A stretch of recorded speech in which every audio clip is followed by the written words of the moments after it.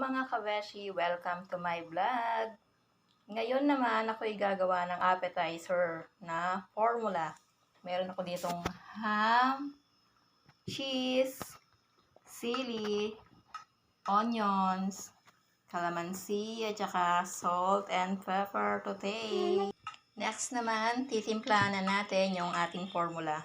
Ilalagay ko yung onions, then yung cheese, then yung calamansi, sabi ko na. Sili. Pagsama-samahin lang lahat, kaya simpleng-simple lang yung ating gagawin. Then yung salt. And then yung ating pepper. Then mix lang po natin.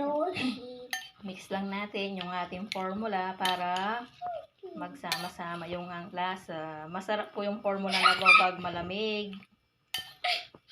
Tsaka pag pangpulutan at saka papakin, pangtanggal ng humay. At eto na, ready na yung ating appetizer, yung ating formula. Ilalagay ko muna sa ref dito para lumamig ng konti. Yan po, kain tayo mga kabeshi, yung aking formula. Yun lang po mga kabeshi, thanks for watching, bye!